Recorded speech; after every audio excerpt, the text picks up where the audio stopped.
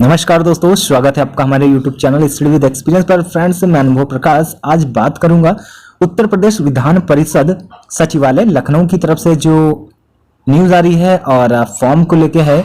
उत्तर प्रदेश विधान परिषद सचिवालय की ये भर्तियां निकली हैं और नंबर ऑफ वैकेंसियों की बात करें तो 73 पोस्टों पे यहाँ पे नोटिफिकेशन निकाला है विधान परिषद सचिवालय ने। तो यहाँ पे काफी अच्छी महत्वपूर्ण न्यूज है। ये ऐसी फ्रेंड्स जॉब है कि आपका कहीं ट्रांसफर नहीं होना है, पूरी जिंदगी एक ही जगह पर रहना है, स्टेबिलिटी बिल्कुल ऑसम है और पे स्केल ऑसम है।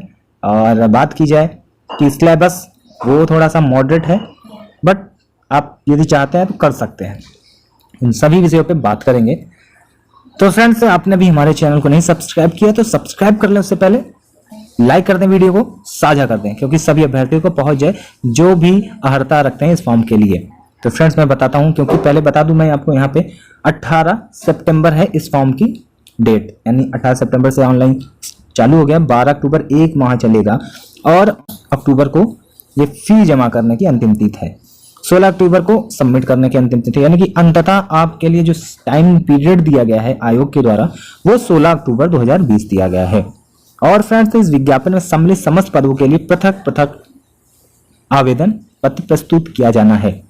तो एक तरह से बात की जाए कि पैसा कमाने का एक अच्छा जरिया निकाला है विधानसभा की तरफ से। देखिए, आयोग की तरफ ये फॉर्म आता है, जैसे आयोग से फॉर्म आते हैं तो वहां पे मेरिट बनती है। ठीक, आप यहाँ पे देख रहे हैं कि स्पेसिफिक फॉर्म आपको डालना है सभी पर्टिकुलर पोस्ट के लिए, जो भी जिसकी डिजिग्नेशन है उसी डिजिग्नेशन के लिए आपको सेपरेट फॉर्म डालना है। साफ साफ लिखा है पृथक पृथक, तो ये शब्दावली आपके लिए महत्वपूर्ण हो जाती है। तो यानी कि आप यदि 3 पोस्टों के लिए डालते हैं तो 1050, 1050, 1050, तो इतने रुपए आप लेके बैठे हैं। कितने हो गए?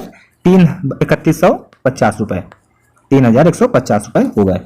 तो इतना महंगा फॉर्म होना चाहिए? तो आप मुझे कमेंट बॉक्स में कमेंट करके अवश्य बताएं, क्या इस चीज से आप सहमत हैं? 3000, 3500 रुपया आप एक फॉर्म से अभ्यर्थी से कमा रहे हैं। ओवरऑल 3500 रुपये लग ही जाने हैं, क्योंकि एक फॉर्म को भरवाने में फिर प्रिंट आउट निकलवाते हैं, जहाँ कैफे में डलवाएंगे उससे 100 रुपये देंगे। तो ओवरऑल की बात की जाए तो यहाँ पे 3500 रुपये आपको देने पड़ेंगे इन 3 फॉर्मों को, क्योंकि पोस्टें अलग अलग हैं, उनकी आगे बात करेंगे। और यहाँ पे बात की जाए फ्रेंड्स कि इस विज्ञापन में सम्मिलित पदों के लिए अलग अलग फॉर्म डाले जाने हैं और शैक्षिक अर्हता आगे बता दूंगा मैं। प्रारंभिक परीक्षा से संबंधित आवेदन पत्र के साथ किसी प्रकार के शैक्षिक अभिलेखों के प्रतियां संलग्न किया जाना अपेक्षित नहीं है। तो ये केवल आपकी डिटेल यहाँ पे सबमिट करनी है ऑनलाइन फॉर्म में, और जो डॉक्यूमेंट जो स्कैन कॉपी होती है वो नहीं लगाया जाना यहाँ पे साफ साफ कहा अपेक्षित नहीं है। और प्रारंभिक परीक्षा में सफल होने वाले अभ्यर्थियों को मुख्य परीक्षा हेतु पृथक से आवेदन पत्र जमा करना होगा। अब ये सोच सकते हैं जो प्रारंभिक परीक्षा में सफल होंगे उनका मुख्य परीक्षा के लिए फिर एक फॉर्म भरना होगा, उसकी विंडो आपको लाइव की जाएगी आफ्टर प्री एग्जामिनेशन की। तो पृथक से परीक्षा शुल्क भी जमा करना होगा, यानी पूरा टोटल करप्शन का घर रह गया है। तो यानी कि हर एग्जाम के लिए, हर चरण के लिए आपको पैसा देना होगा। तो आप क्या बताएं ये भर्ती के बारे में, मगर यह है कि जो अभ्यर्थी सीरियस हैं, लगता है कि वो अपनी काबिलियत इतनी है उनमें, क्योंकि पोस्टें हैं 73, ठीक 73 पोस्टों में और इस जगह पे ये जॉब निकली है। समझ सकते हैं कि चिराग तले अंधेरा, ये यहाँ पे कहावत चरितार्थ होती है, इससे आप चीजें समझ गए होंगे। क्योंकि फ्रेंड्स, जैसा कि ये हर स्टेज पे अपना ये पैसा ले रहे हैं, तो इससे साफ साफ जाहिर होता है कि ये पैसा कमाने के लिए फॉर्म निकाला गया है, ना कि जॉब देने के लिए। तो वो जरिया कैसा भी हो सकता है पैसा कमाने के लिए, या जॉब देने के नाम पे हो सकता है, या फॉर्म निकाले जाने के नाम पे हो सकता है। ये डिपेंड करता है विधान परिषद के ऊपर, ठीक। और ये भी चीज यहाँ पे कुछ चीजें की गई हैं, ये मैं आपको पहली चीज तो फी दिखा देता हूँ। और ये ऑफिशियल वेबसाइट है upvps.recruitment.org और 18 सितंबर से चालू हो गया है। आप डालना चाहते हैं तो डाल सकते हैं। और इंस्ट्रक्शन है, फिर एडवर्टाइजमेंट है, फिर अप्लाई पे जाना है, देन आप अपना एप्लीकेशन फॉर्म सबमिट कर सकते हैं। अप्लाई करने का तरीका दिया गया आपको, मैं इसलिए आपको बता दूंगा, कुछ ज्यादा नहीं है। यदि आप सेल्फ मैनुअली भरना चाहते हैं तो खुद भी भर सकते हैं, बहुत है तो इसमें नहीं करना है, ठीक। और उसके बाद द्वितीय स्तर परीक्षा शुल्क में आपको चालान कटवाना, या नेट बैंकिंग के थ्रू, या आपके पास डेबिट कार्ड, क्रेडिट कार्ड कुछ भी है, किसी भी बैंक का हो तो उससे आप सबमिट कर सकते हैं। अब हो सकता है यूपीआई भी दे रहे हो तो उससे भी आप सबमिट कर सकते हैं। ये चीजें दिखाई गई हैं। और फ्रेंड्स, क्योंकि ये इतना डिस्क्राइब इसलिए डिस्क्रिप्शन दिया है यहाँ पे, क्योंकि मुझे लग रहा है काफी दिनों बाद ये फॉर्म निकाला है विधान परिषद से। अब देख सकते हैं एग्जाम फी की बात करें कि 1050 रुपए है अनरिजर्व कैटेगरी और ओबीसी और EWS के लिए, ठीक। 800 रुपये SC/ST के लिए है और दिव्यांगजन के लिए परीक्षा शुल्क नहीं रखा गया, केवल ऑनलाइन प्रक्रिया शुल्क का 50 रुपये दे होगा जो भी कटेगा। स्वतंत्रता संग्राम सेनानियों के लिए की बात की जाए 1 से 5 तक उल्लेखित अपनी मूल श्रेणी के अनुसार ही दिया गया ये, और महिला तदैव हैं तो भूतपूर्व सैनिक तदैव हैं, तो ये चीजें हैं। और ऐसे अभ्यर्थी जिन्हें उत्तर प्रदेश लोक सेवा आयोग, उत्तर प्रदेश के अधीनस्थ सेवा चयन आयोग अथवा किसी अन्य आयोग द्वारा प्रतिवारित यानी कि डिबार किया गया है, उनकी प्रतिवारण की अवधि समाप्त नहीं हुई है, वे आवेदन पत्र स्वीकार नहीं किए जाएंगे। ये चीज आप याद कर लीजिए, ये चीज भी महत्वपूर्ण है यदि आप एप्लीकेशन डाल रहे हैं, क्योंकि देखिए जॉब पाने के लिए पहला चरण होता है कि यदि आपने नोटिफिकेशन नहीं पढ़ा तो आप एप्लीकेशन नहीं डालेंगे, यदि आप एप्लीकेशन नहीं डालेंगे तो आप पहले ही चरण से बाहर हो जाएंगे, कितनी भी भर्तियां हो। तो किसी भी जॉब को पाने के लिए पहला चरण होता है एप्लीकेशन भरना। तो ये यदि आप पहला चरण पूरा कर लेते तभी तो हकदार होंगे, और उसके बाद तब आपका एग्जाम कंडक्ट करवाएगा, तभी आप क्वालिफाई करेंगे और उसके बाद आप जॉब पाएंगे। तो ये पहला चरण है, तो इसको क्वालिफाई करना आपके ऊपर निर्धारित है क्योंकि महंगा फॉर्म है। और फ्रेंड्स यहाँ पे बात करूं रिक्त पद कितने हैं किसमें, समीक्षा अधिकारी की बात की जाए यहाँ पे तो 19 पद हैं, और जिसमें अनारक्षित की बात की जाए 10, और यानी कि OBC की बात की जाए 5, अनुसूचित जाति की 3, अनुसूचित जनजाति 0 है, EWS 1 है। और फ्रेंड्स अपर निजी सचिव की बात की जाए तो टोटल पोस्टों की बात की गई है 23, जिसमें है अनारक्षित 10, OBC 6, 5 है अनुसूचित जाति जनजाति 0 दी गई हैं, 2 हैं EWS। यानी कि वित्त लेखक की बात की जाए 9, जिसमें 6 अनारक्षित UR OBC 2, 1 है SC, यहाँ पे EWS इसका नहीं दिया गया है। समीक्षा अधिकारी लेखा में एक ही पोस्ट है जिसमें अनारक्षित श्रेणी से दिया गया है। शोध सहायक की बात की जाए जिसमें 3 टोटल पोस्ट है, जिसमें 2 अनारक्षित 1 OBC की है। और सुरक्षा सहायक पुरुष की बात की जाए तो यहाँ पे 5 पोस्ट है जिसमें अनारक्षित 4 है और 1 है EWS की। सुरक्षा सहायक महिला की बात की जाए 1 पोस्ट वो भी अनारक्षित है। और 8 नंबर पे संपादक जो कि अनारक्षित है। विशेष कार्याधिकारी जिसमें 1 पोस्ट है वो भी अनारक्षित है। अनुसेवक की 10 पोस्टें हैं जिसमें 5 अनारक्षित हैं, 2 OBC हैं, 2 SC हैं और 1 है EWS। तो ये साफ विधान परिषद जो इसका नोटिफिकेशन रिलीज किया है साफ कहा है कि रिक्तियों की संख्या घट बढ़ सकती है। आरक्षण का प्रावधान उत्तर प्रदेश शासन के अनुसार जो भी दिया गया वही लागू होगा। और आप देख सकते हैं इसे महत्वपूर्ण चीजें बता रहा हूं और कि एज के लोग इस फॉर्म को डाल सकते हैं यह भी आपको बता देता हूं। भूतपूर्व सैनिक के लिए केवल समूह गा और घा के पदों पर आरक्षण अनुमान्य होगा, ये चीज देख लीजिए। भूतपूर्व सैनिक जो होते हैं उनके लिए C और D के लिए ही आरक्षण अनुमान्य होगा, B पे नहीं होगा।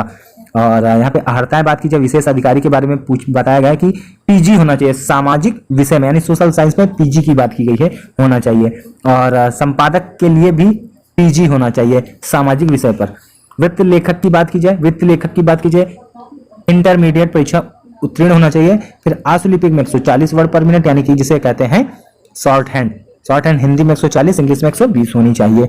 समीक्षा अधिकारी की बात की जाए जिसमें मांगा गया नॉर्मल ग्रेजुएशन यानी कि स्नातक किसी भी आप स्तर से हो यानी किसी भी स्ट्रीम से हो, चाहे साइंस और कॉमर्स या आर्ट साइड, बस आप क्वालिफाई होना चाहिए।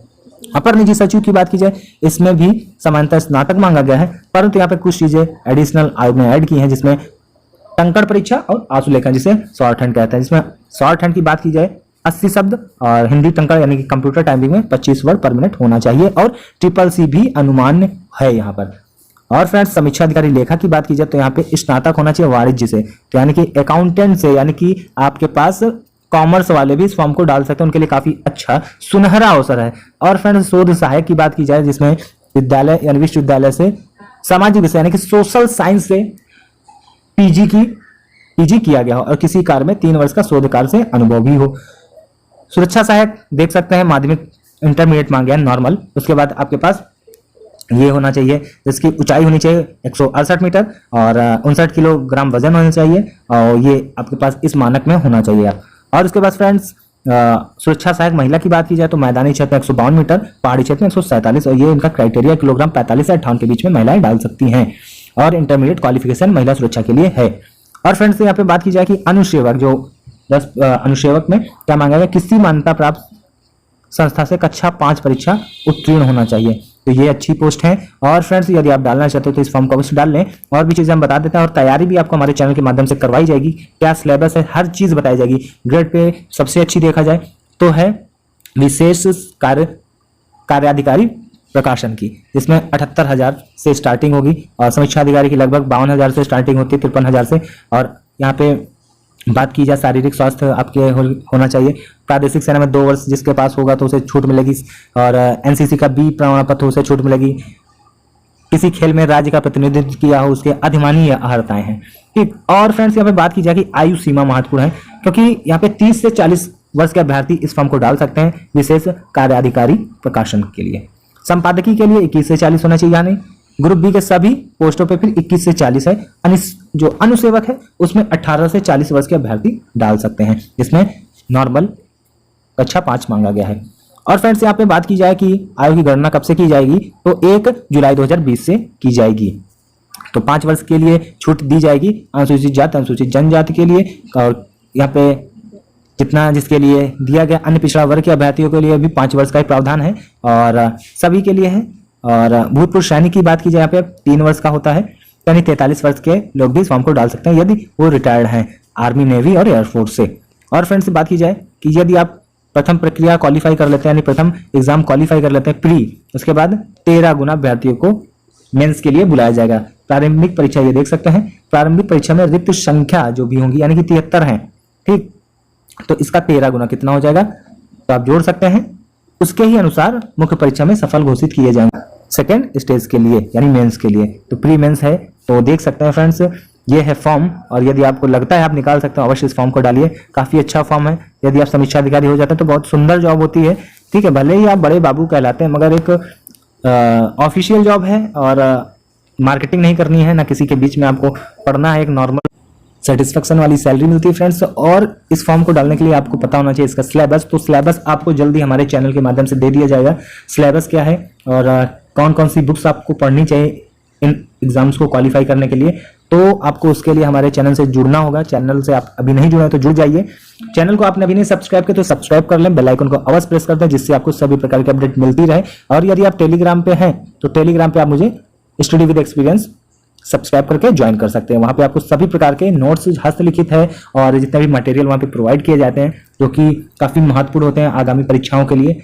और इस बार जैसे आरओ का एग्जाम हुआ है, जो भी मटेरियल दिया गया वहां से लगभग 40 क्वेश्चंस फंसे हैं, ठीक। तो ये इस तरह से दिया जाता है हमारे चैनल के माध्यम से मटेरियल। तो बने रहे हमारे चैनल पे। Thanks for watching. जय हिंद।